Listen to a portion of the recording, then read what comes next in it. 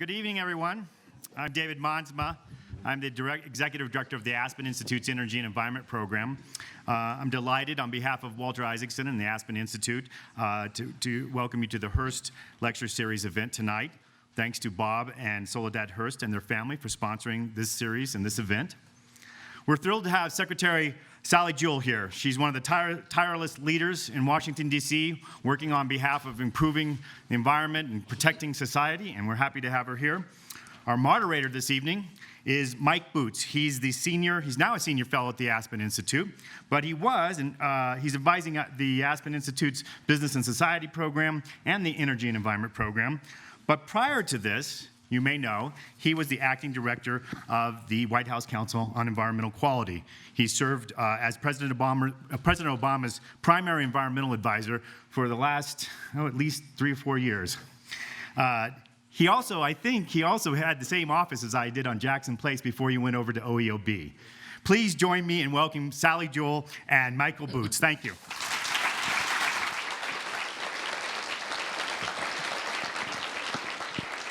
Thank you, David, and thanks to everybody for joining us tonight, for coming inside from what is a glorious day out there to hear this conversation with Secretary Jewell. I wanted to just say a few quick things about Sally before we start this conversation. The first is that Sally, for a little more than 2 years now, has held this position as Secretary of the Interior. She is the 51st person to hold that job, but she is incredibly unique among those 51 people. Most secretaries of the Interior come to that job after being a Western politician, actually usually being a Western male politician. And Sally is the second woman to hold this job, and she came to this job from a very different path, from some time as an oil company engineer, from some time as a very successful banker, and as the CEO of a company that I think everybody in this town probably knows, which is REI. And she brings that incredible diversity of experience to her work each and every day in Washington. And so it's great to have Sally with all of that experience here tonight to talk about that. I think you'll hear that authenticity and that diversity in the conversation. So I have, since day one, become very familiar with the greater sage-grouse, which I had never heard of before I started my confirmation process going through the Senate in February of 2013. And I am now, I've been out at 3 o'clock in the morning to a sage-grouse lek to watch the mating ritual. How many of you have witnessed there's one lone hand in the back. So, yes, it's very interesting. Online, yes, online counts, okay. My point is, here you have ranchers, oil and gas companies, conservationists, fire departments, local communities, who each have their own interests. And what has happened under the Sage-Grouse Initiative and the collective effort among 11 states is nothing short of extraordinary. So the BLM and the Forest Service are by far and away the largest landowners. Neil Cornsey, wave Neil. Neil is the director of the Bureau of Land Management. He hails from Nevada. Nevada is 87% federal lands. And so if we're going to have sage-grouse conservation in the state of Nevada, it's going to be largely on federal lands. Montana is about 30% federal lands, 70% state and private. So from Montana to Nevada and the 11 states that make up this basin, people had to come together. Oil and gas had to sit down with transmission, with real estate development, with mining interests, with conservationists, and say, what's a path forward? And the effort that's happened since 2010 is nothing short of extraordinary. The BLM has revised 98 resource management plans. They've just produced, along with the Forest Service, 15 massive environmental impact statements. Those are out for comment right now and consistency review with the governors. And we must make a determination in the Fish and Wildlife Service by the end of September on whether or not a listing is warranted. And I think what that effort says that if we work together, and I will remain optimistic that we can get to a not warranted listing, which means the states will retain control over the species and the habitat, that we will all have much smarter regulations that take into account habitat, and the things that the West is known for, the sagebrush steppe ecosystem, the 350 species that depend on that, active grazing, and ongoing development can happen in harmony because we know the areas that are too special to develop, and we know the areas that are ripe for development that really have limited conflict. So I'd say it's a long way of explaining what this job is about, but at the end of the day, in spite of the fact that I will get sued by both sides, and I'm used to that. I get like 3 lawsuits a week, so like sue me. I'm used to it.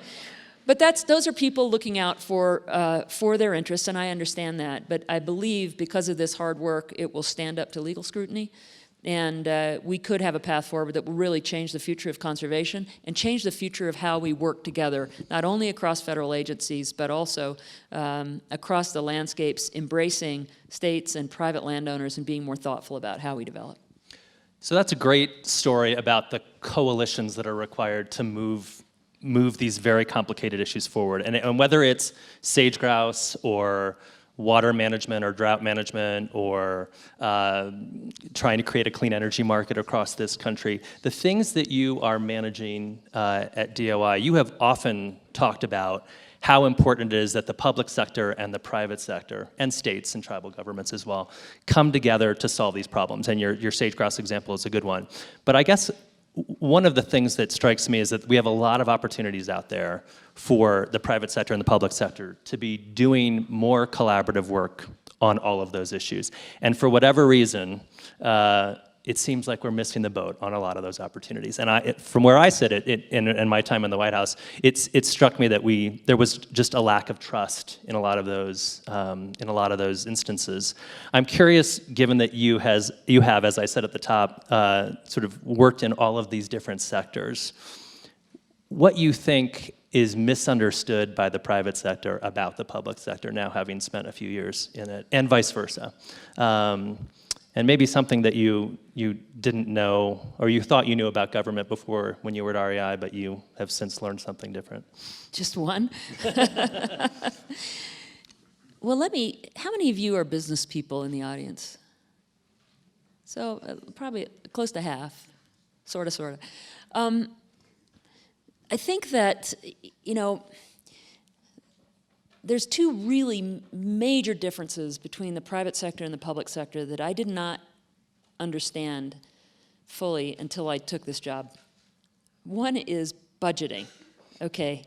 So in the private sector, you may be accused, especially if you're running a public company, of quarter-to-quarter profit focus, but I can tell you as a business person, the only non-public company I worked for was REI, which of course is a member-owned cooperative. REI members out there? Okay. Oh yeah, more than the sage grouse. I figured that. We're in Aspen. But, it's a member-owned cooperative, but nonetheless, you have to run a business that is profitable and that is also serving its clients and balancing all the needs. And so in business, I actually was thinking on a very long-term basis. I mean, I had my first retreat with the board of directors after being named CEO was, let's talk about the trend. In fact, I said no discussions on anything that is sooner than 25 years into the future or farther out. What is going on that we know 25 years from now that we better prepare for today? So, things like globalization, right? The world is getting smaller, we're getting more connected. So what does that mean for us? Things like urbanization. People are moving to cities, they're concentrating. That actually may mean good things for the environment in some ways, concentration of services, but also means how are you going to connect people to nature? How are they going to even know these places are out here that need to be protected? Demographic shifts in the population. Who's in this room? Look around. This is not reflective of the population of the United States in any dimension. We are more diverse. We are younger than what is generally reflected in the outdoors, certainly in the conservation community, on the boards of directors of lots of organizations that are connected to nature and the environment. So what are we going to do about that? What's REI going to do about that? What am I going to do about it now as Secretary of the Interior? Technology was another one. There were 5 that REI had come up with. Technology was another one, moving very quickly. How do you embrace it? Do you want people to have their devices with them in the great outdoors? What if they're taking pictures of species. I saw a head shake, but the reality is, what if they're taking pictures of species and competing with each other, like the Audubon bird list, on plant and animal identification in nature, and not only going up to a database, but feeding a biodiversity database. So all of a sudden, the technology, instead of pulling you away from nature, connecting you to nature and making you a citizen scientist. So technology's got some pretty interesting aspects. And then climate change. You know, if you're in the ski business, you better be thinking about climate change. You guys had an okay year here. Pacific Northwest, where I'm from, no snow, no ski season at all. So I'm way off topic, I'm sorry. Point is, we thought long term. I'm now in the forever business. I think it's probably fair to say that you expect me as Secretary of the Interior to be thinking about the nation's public lands and waters and assets, and frankly, upholding trust and treaty obligations to Indian tribes in this country to be forever. But I don't have a budget for, I mean, at maximum a year at a time, which has not happened as long as I've been here.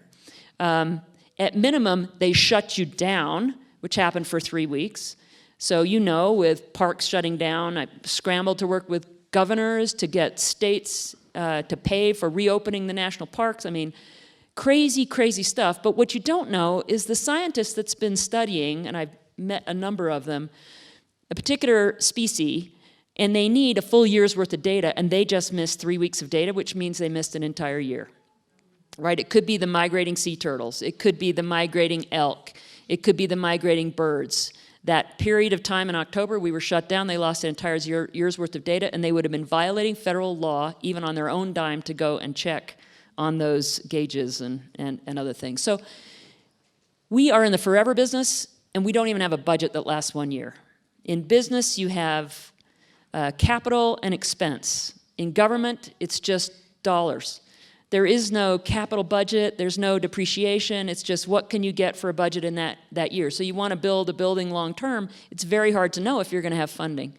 And so that's crazy. Okay, so that's one. The other thing is, I told Mike I'd answer the questions short, and I'm not. I'm sorry. The other is risk. So in the private sector, you're rewarded for taking risks. You know, there's several people here from the Energy Summit that's going on here. How many of you were at the Energy Summit? Okay, great. So, you know, I'm sure you're talking about, you know, where's energy going? Where do we invest? How's technology going to impact us? What's happening with distributed power? What's happening with renewables? You know, what's happening with conventional? Where do we place our bets? But it's all about taking risk. And there's, I'm sure, a number among you that have taken some risks, and a lot of them haven't worked, but you dust yourself off, you learn from that, and you move on, right? What happens when you take a risk in the federal government? You get called in front of Congress. Why were you wasting the taxpayer money? How could you? How could you have you know, made such a stupid decision? How could you have allowed a cyber attack to occur?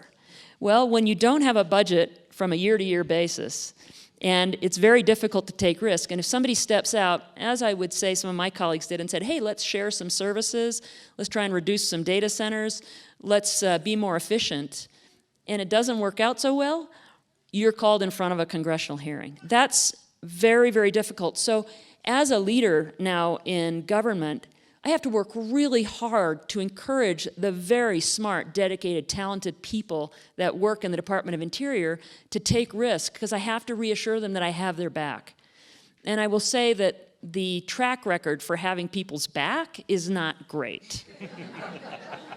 So, you know, think about those things. The other thing I'd say is, you know, people will say, why isn't government more efficient? It's not really set up to be efficient. A representative democracy is not efficient. Have you seen state legislators and legislatures and congresses and city council meetings? It's not an efficient process. But it works because it brings views to the table. And so there are a lot of things that are very, very different. I'd say the most pleasant surprise, Mike, is the incredible people that we have working in public service, who make a fraction of what they could make in the private sector, but they do it because they care.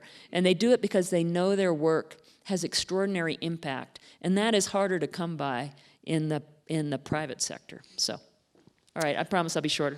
All right, I want to pick up on your comment about thinking 25 years out. And one of the ways you're doing that is by focusing on the next generation. So you, more than I think any of your predecessors as Secretary of the Interior, have really focused on trying to get kids across this country to put down their phones and put down their iPads and everything else, and to get outside.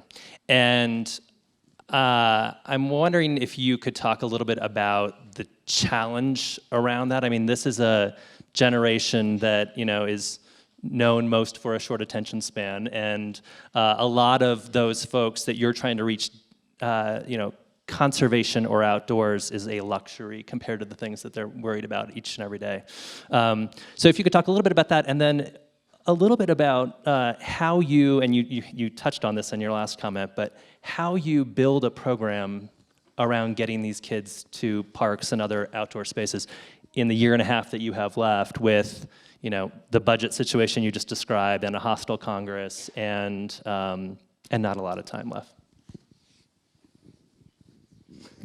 And you left, and you were helping me. Just kidding.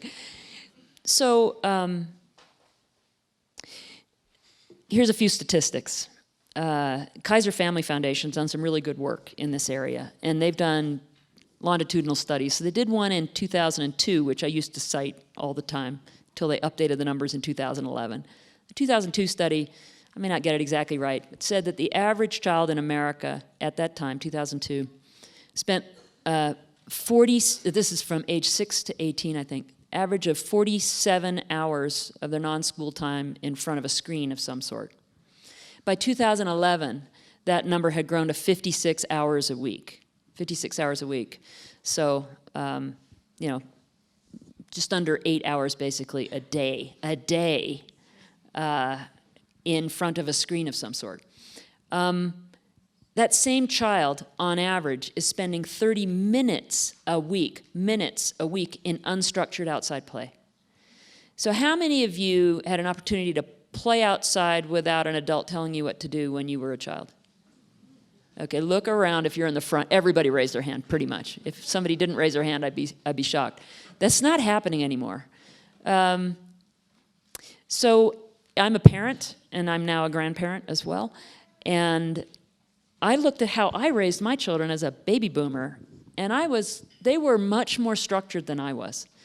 And that has pretty much been true across the country. You know, they may have been involved in a lot of different activities, but they weren't playing outside. And so there is a growing lack of familiarity and comfort with the outdoors among our population. And if you combine that with urbanization and demographic shifts in the population and what the outdoors has meant for some segments of the population, they haven't felt welcome, they haven't felt safe. They're actually happy to have a roof over their head, and in some cases for people that, you know, might have been recent immigrants and working their way up. So the way we used to do it is not working. And how do we reach an increasingly urban and increasingly diverse population of young people? And it's tricky. It's something that I worked on in my old day job at REI as well. And one of the things that we actually studied and did research on was how do people use the outdoors? And then how is the outdoors set up to meet their needs? And Latino families, we learned, whether English was the first language or the second language, use the outdoors a lot. But many times it was city parks. It was large family gatherings, groupings, a lot of interest in food and games and water. And so if you've got a campground or a park that's set up with individual picnic tables separated by trees, that's not really conducive to a group area where you'll draw families together and maybe draw families that you haven't been drawing before. So I think part of it is really listening, looking. I was with a group of Latino kids yesterday in my office. They're part of the Latino Heritage Month. They are interning at the National Park Service in historic preservation. They're all graduate students working in historic preservation and environmental sciences. So I asked them, how did you get connected to the outdoors? One had a Student Conservation Association job. One had an internship that took them into the outdoors. One had a teacher that inspired them in the 4th grade. And Mike will know where I'm going with this.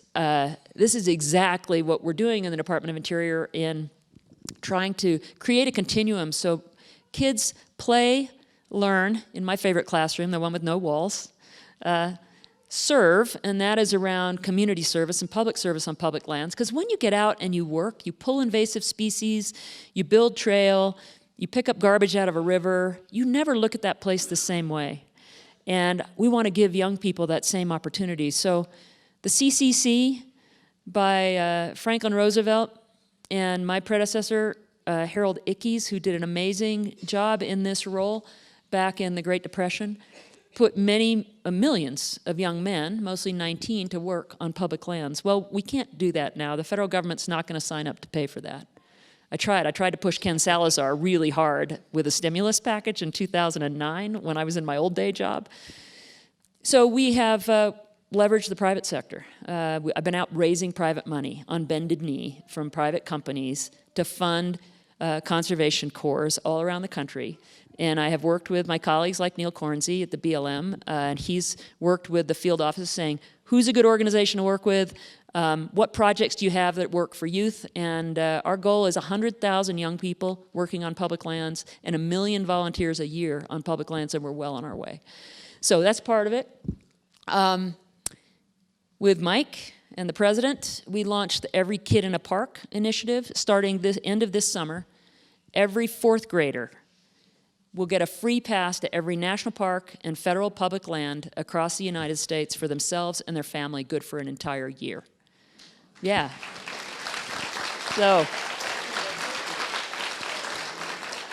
and no, none of you are fourth graders, so don't even try to fake it.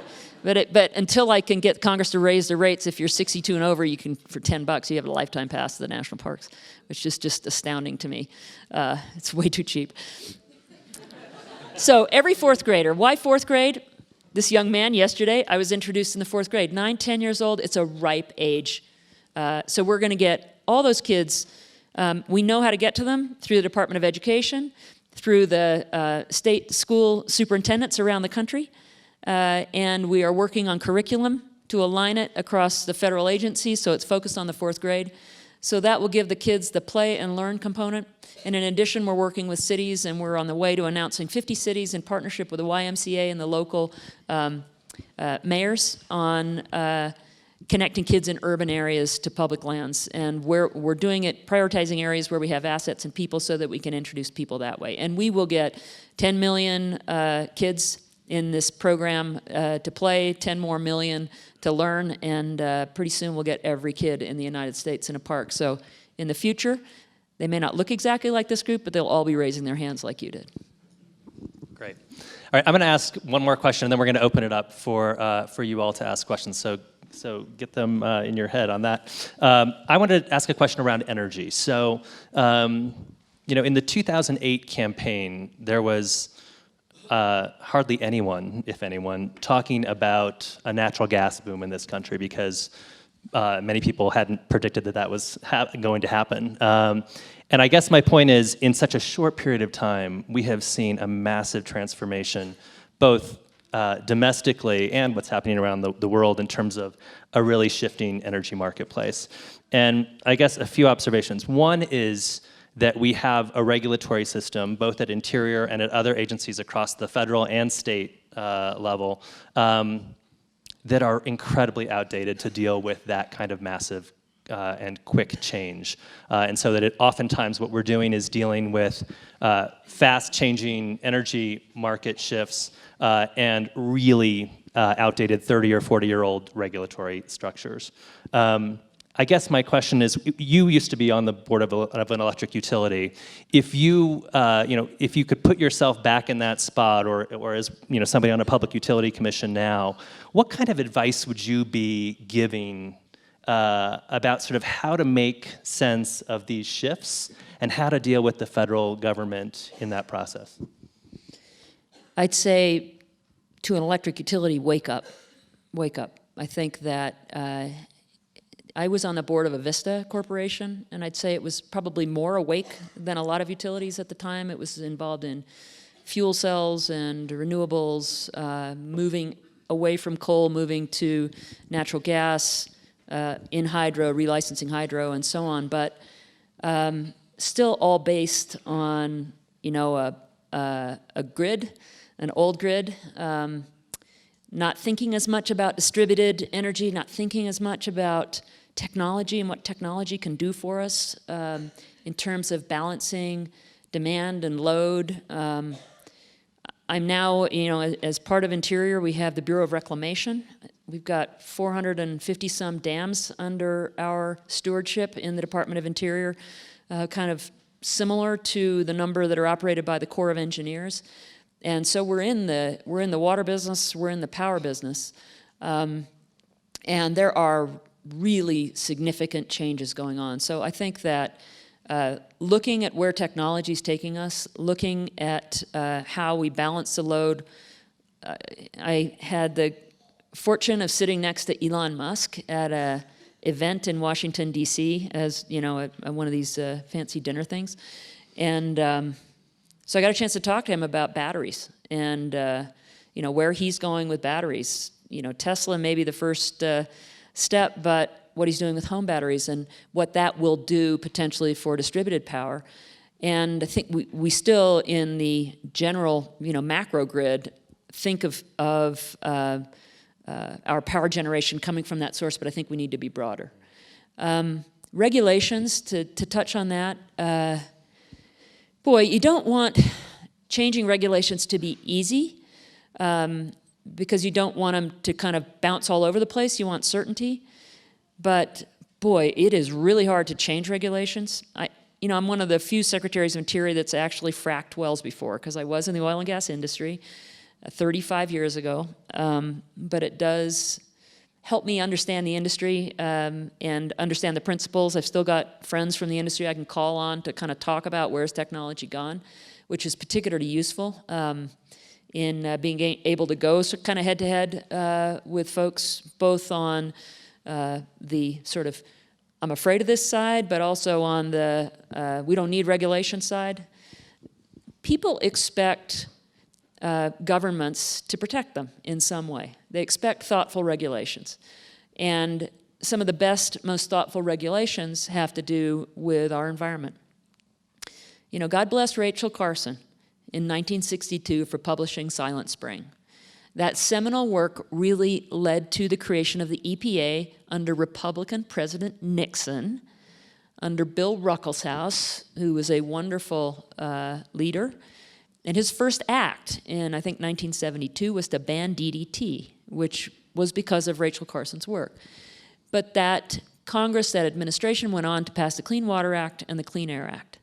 And those two acts of regulation have made a huge difference in the air quality in Denver, Colorado, from when I lived there in 1979 through 81, when my trachea used to burn when I jogged in Denver. It's not that way as much anymore, if there's not a thermal inversion. But we've cleaned up our air a lot. So people expect thoughtful regulation. It shouldn't be easy to change. We've just updated 30-year-old fracking regulations. There are people that wanted us to ban it. It actually has unlocked potential for natural gas, which is not a carbon-free fuel. It still produces carbon, but it's a lot less impactful than other fuels like coal. And it's been an important source of energy and an important source of jobs, and can be done safely and responsibly, but should be regulated. Because if it's not regulated, first, people will be afraid, and second, you'll have some bad actors that won't do the right thing for the environment. But it took Neil and his group several years to do it. We are in the process of being sued by several states right now. Yesterday, we announced that we'll be releasing the Stream Protection Rule, updates 30-year-old regulations on coal mining and its impact on water quality. There will be a lot of incoming because changing regulations is hard, because people have a vested interest sometimes in the status quo, or they have a vested interest in a knee-jerk reaction that says we've got to stop all oil and gas, we've got to stop all coal. Well, we can't. We can't do that. Our economy would come to a halt. So what is that thoughtful balance? And David was talking a little bit about some of the discussions on regulation not keeping up with technology, because I was asking him what was going on in the Energy Forum. And I mean, an organization like the Aspen Institute could be a convener for thoughtful discussions about how do you align the speed of technology with thoughtful regulation. The one we came out with yesterday in stream protection is designed to keep up with technology. The one Neil and his crew came out with on fracking is designed to keep up with technology. But will it work? Will it stand the legal challenges? Or by the time it gets finalized, will the industry have moved on to something new? And it's going to continue to be a challenge. But if we don't have regulation, we have the Wild West. And I think we know what that looks like. And I think we want some reasonable balance. All right, let's open it up for questions from the audience. There are folks with mics, so if you can raise your hand, I will try to call from a diversity of folks here, right here in the row. There's a mic. Microphone right there. Thank you, Madam Secretary, for coming here. Is this on? No. I'll just speak loud. I'm George Newman. I'm the Pickens County Commissioner. Oh, cool. And I want to start with just giving you a few little facts. Pickens County is made up about 85% public lands. Within those public lands, it includes 4 wilderness areas. We're also a headwater community. We're the second largest trans-mountain water diversion in the state of Colorado. And so when I think about our economy and our environment, I go back to Gaylord Nelson's great quote. Gaylord Nelson, of course, was a governor of Wisconsin and U.S. Senator and the founder of Earth Day. And he said that our economy is a wholly subsidiary of our environment, not the other way around. So my question to you, local economies in the modern West increasingly depend on the conservation of public lands. Nowhere is this more true than here in the Roaring Fork Valley. As you may know, local governments here unanimously believe drilling the Thompson Divide will harm rather than help our economy. How is the Interior Department adapting to this changing West? Thanks for the question, and I think you've hit on what I talked about a little bit at the front end about kind of what we're doing now on the conservation of landscapes and understanding our landscapes more with regard to sage-grouse. So I do appreciate that Thompson Divide is a very special area. It's an area that I have spoken with the governor about, I've spoken with several elected officials about, and I think it's probably fair to say that the sentiment around the future of the Continental Divide has evolved over time. So we're well aware of that. The surface is generally U.S. Forest Service. The subsurface mineral estate is managed by the BLM because BLM has the subsurface mineral estate. The two agencies are working closely together to work with industry. I understand there are some leases for oil and gas there and some activity going on. So, we want to make sure, similar to what happened with the sage-grouse, that we've got people around the table talking about what has been the future of this area and what should be the future of the area. And I think it's also fair to say that the Forest Service, which I've known through my own conservation work, has really migrated from being largely thinking of forests as crops. It's one of the reasons it's in U.S. Department of Agriculture, to thinking about the greater ecosystem benefits of forests for clean water, water filtration, clean air, and so on. So the Thompson Divide is one of those areas where a lot of that comes to a head. And so, I don't have specific information for you, and if you want to huddle up with Neil, who's next to you, he can probably give you a little more information. But it's on my radar, it's on the governor's radar, it's on the radar of the elected officials, and I think what we're trying to do is convene people in a room so we can find a thoughtful path forward for that region that recognizes all of those values. Thank you.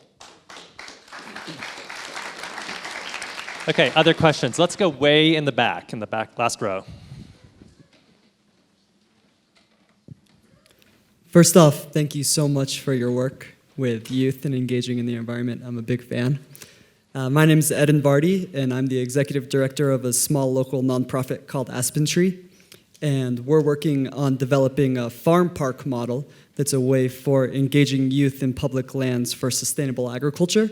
And I'm wondering if your office has done any work or research into sustainable agriculture as a method for engaging youth outdoors.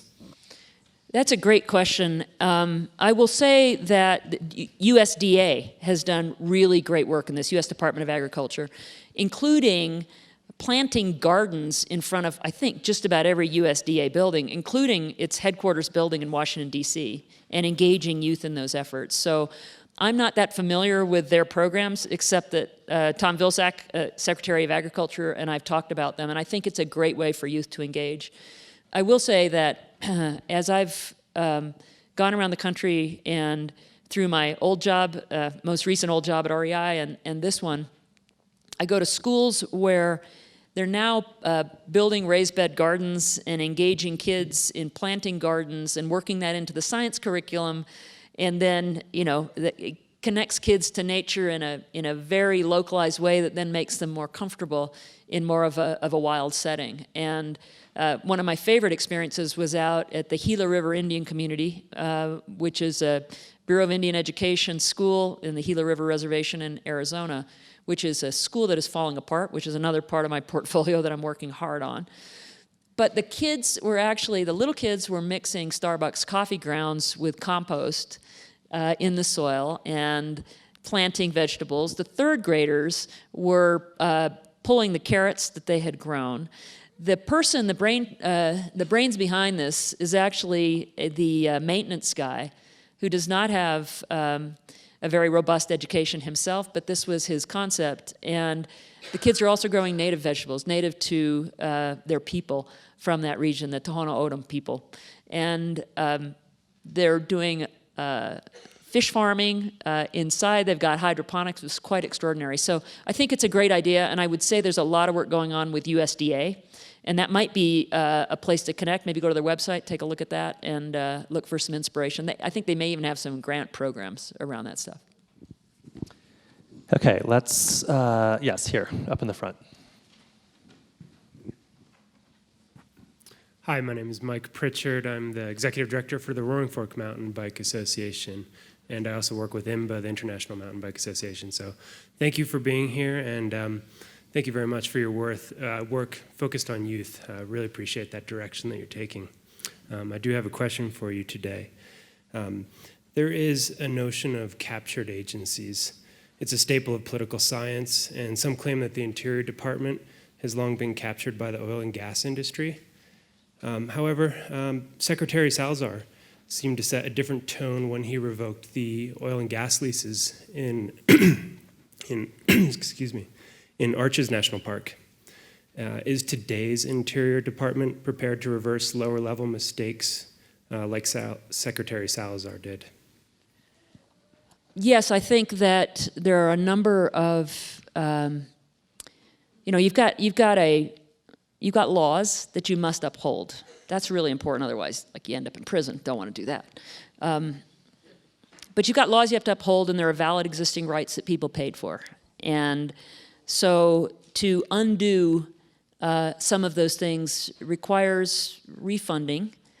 And, that's maybe possible, maybe not, depending on the price and the amount invested and what that looks like. So it's not easy to reverse. I would say that what is more common is to have a better understanding of the landscapes and the overall value of those landscapes, which is exactly what we've done in the efforts around the greater sage-grouse. It's exactly what we're doing by using now technology to facilitate data from satellites combined with data on the ground to understand our hydrology, our plant species, our habitat, even our recreation assets, so that we can be smarter about the decisions we make going forward. So I would say that one example, when Ken Salazar took over the Department of the Interior, the offshore oil and gas leasing had been done on an area-wide leasing basis, which basically said the prior administration said, y'all come, lease what you want, okay?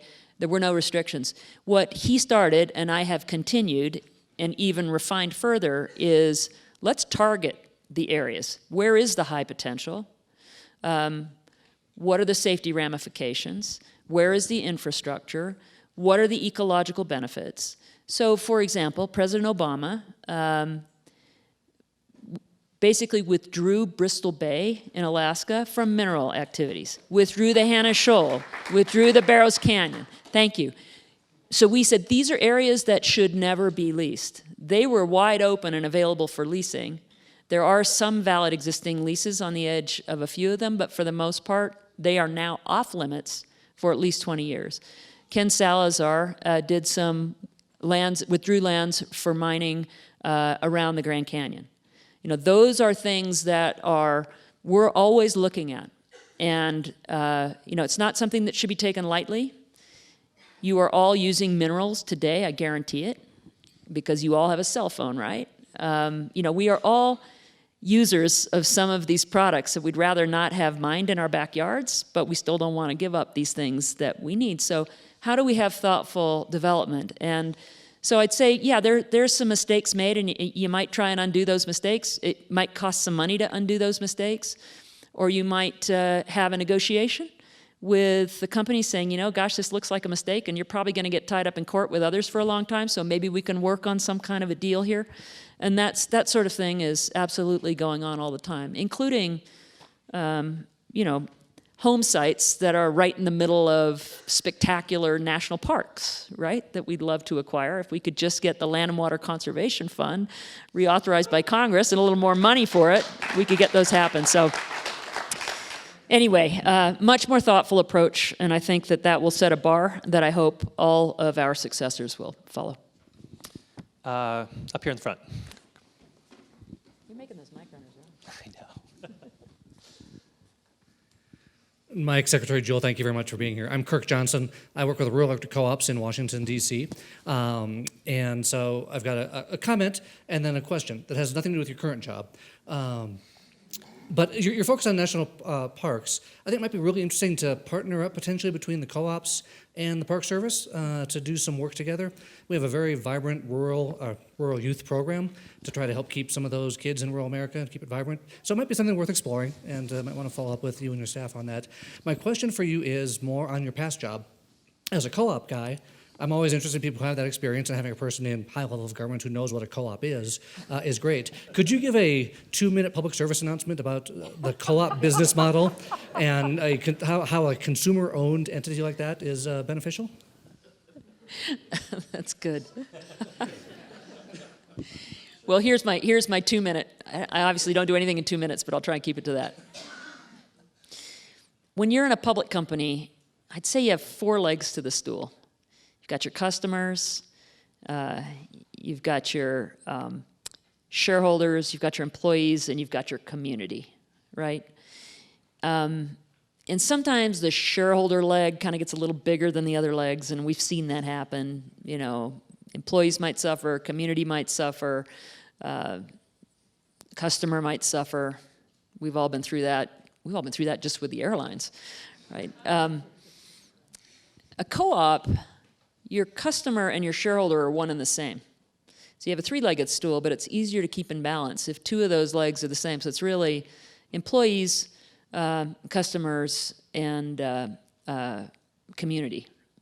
And I think that enables you to align the values of those. So it's not a profit motive in the same way. You have to run a sustainable business. You have to make a profit to be able to invest in the future, and you have to run a smart business. And you know, I think the risk is the employee leg of the stool gets too big because the shareholders probably aren't watching. Those co-op members may not be watching. So you have to watch that. But it's actually a great model because you can think longer term, and you can align the values of your organization with the interests of your customers. So that's my co-op announcement. I will say, rural electric co-ops may be close to national parks. They also probably close to BLM lands, and we would welcome the opportunity, and Forest Service lands. We're all in this together, trying to engage more youth in our work. So I would say if for your rural electric, it's kind of an oxymoron. He's in Washington, D.C., representing rural electric co-ops. And he's using Pepco like I am, and not always reliable. Like I didn't have gas this morning. I had to go to the gym to shower. That's all right. Never mind. But you know, yeah.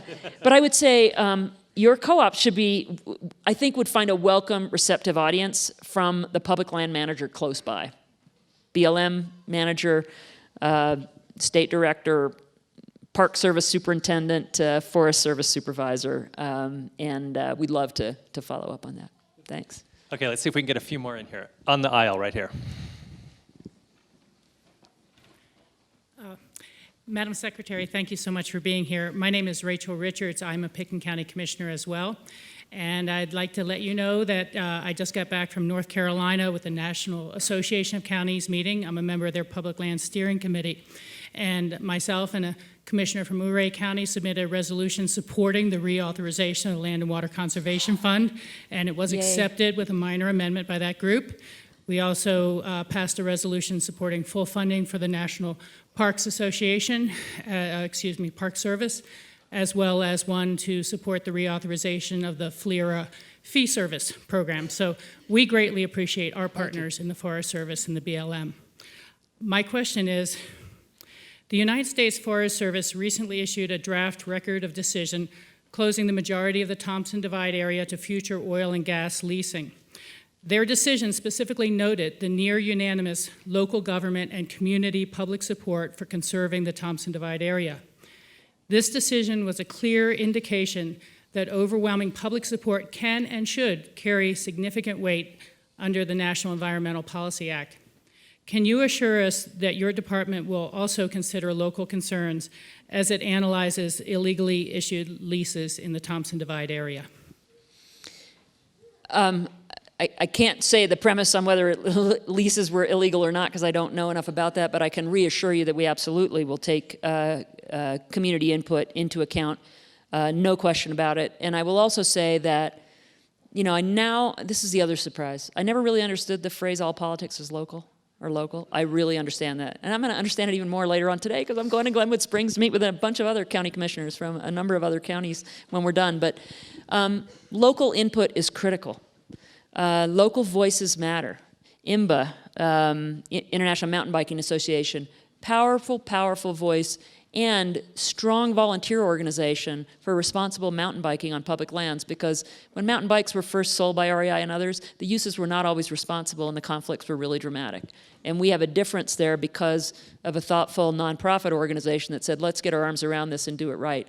The same is true for county commissioners, nonprofit organizations, local business people getting together. This is what's been so extraordinary for me around the sage-grouse. I mean, where the BLM would have been in its plans, or the Forest Service, where we would have been in the Fish and Wildlife Service, is very different than where we are today because of the input from ranchers, cattlemen's associations, nonprofit organizations, county commissioners, rural fire protection associations, governors. I mean, it really does matter. So we do listen and we adjust our plans. So I can certainly reassure you we will do that in this case as well. Okay, let's do one more up here. You're making those runners, right? Sorry, mic runners. Yeah. It's good for him. It's only 8,800 feet. Hi, I'm Miranda Ballantyne. I'm the Assistant Secretary of the Air Force for Installations, Environment, and Energy. I also am a former resident of Pickens County in Aspen, so glad to be here in this forum with you. One stakeholder you didn't mention when you were talking about the sage-grouse was the Department of Defense. I wonder if you could talk a little bit to this audience about the important role that the Department of Defense plays in federal lands, in protection of our environmental infrastructure, in protection of conservation and endangered species. Absolutely. Thank you for the question, and I'm sorry I didn't mention it.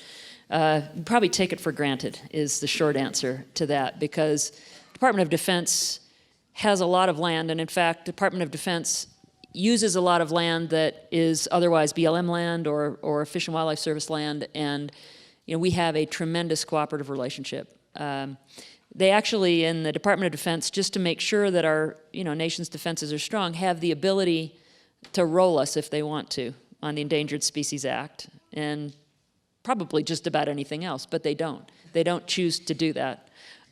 They work with us, and so it's kind of interesting. We've had, we just, President, just last week, named 3 new national monuments, which is very exciting. Yeah. And I will say that one of the other new national monuments named in February, I'm going to go enjoy tomorrow, which is Browns Canyon, which is why I'm out here. But the Basin and Range National Monument in Nevada has for years been a critical training area, I think for the Air Force, maybe other branches as well. And the Department of Defense has been a very good steward of the lands. When we've expressed concerns about species, they've responded. Sometimes when you have, firing ranges like we had at Fort Ord, you've also got areas where human beings weren't allowed, and so the habitat's reasonably intact, save a little bit of unexploded ordnance, which keeps people out, right? Not VA case, it's the habitat's pretty good, not so good for people. But I think that it's fair to say that they've been strong partners, and we hope that that will continue in every dimension. So thanks for raising that. All right, we only have a few more minutes, and I just want to close with my own question here, actually. Sorry, guys. So you came to Washington a few years ago in the midst of sort of an unending parade of negative rhetoric about what was broken in Washington, what's bad about government, what's not working. And I know from our conversations that and your ability to get outside of Washington, that you've been able to see a lot that really is working, sort of not making headlines, but even in DC and in places around this country. And I'm just curious, sort of what about what you've seen do you feel is sort of the most entrepreneurial or gives you the most hope as you look down past the time that you'll be Secretary of Interior? Well, I'd say, in spite of the comments I made earlier about risk-taking and the lack of motivation for people to take risks, we still have people taking really important risks, and people that really understand technology and are saying, how do we use that to do our jobs even better? So one of the areas of tremendous entrepreneurship I see is in the intersection between, and I did talk about this a little bit earlier, but the intersection between the landscape work on the ground and correlating that with what we see from space and what we see in all the various data sets that we have. The President has been very focused on open data. The U.S. Geological Survey, which is also in the Department of Interior, has massive amounts of data that is incredibly rich. I mean, who knew that you could now look at the amount of groundwater in an aquifer from space? But we can. So how do they do that? Well, it turns out it's called a gravitometer, and basically they're measuring slight changes in the Earth's gravitational pull depending on the amount of water that's in those groundwater reservoirs. But you can correlate that with what you're seeing on the ground in the well data and in the water flow data. And there are some really smart people that are pulling this together. And they're doing it with organizations like ASPI, phenomenal mapping capabilities. The ability now for Neil Cornsey and I to sit down and kind of look at maps, or even be, as I was just a few weeks ago, right kind of on the front line. I was in Reno for the Western Governors Association, mostly for my pilgrimage on behalf of the sage-grouse. But there was a very significant fire going on close by, so the governor and I went out to the fire coordinating center and out to where basically the road closure was for the fire. And the maps they were using now show critical sage-grouse habitat. And so they know where the fire is, they know where the sage-grouse habitat is, they know where the communities are. Obviously, you're going to protect human life and property first and firefighter safety. But now we're looking at old-growth forests of sagebrush, not just old-growth forests of trees, which are also important. We understand that because of the intersection of technology and science and our ability to use it. So I'd say we've got some very, very exciting things going on in interior and in land management that, there are a lot of entrepreneurs working in the organization in spite of all the things that are conspiring to make them not be entrepreneurial. So, and really, really good people that dedicate themselves to this work, because while it might not pay well, and you might not get a raise for years, and you might have a 3-week unplanned vacation that you could be called back from any time that you may or may not get paid for, you come to work every day because you can make a difference, not just for this generation, but for generations to come. So that helps fuel the fire, I think, of many of the people I work around. And I'll also say I'm not going to be able to stand around a meet and greet because I do have to run off to Glenwood Springs to meet with a group of county commissioners. But I really appreciate the attentiveness of this audience and your interest in these things, and just a few questions you've asked give me a sense that we've got a lot of kindred spirits out there that care about these special places and want to do right by them, but also recognize the world is a complicated place. So thank you all for your participation.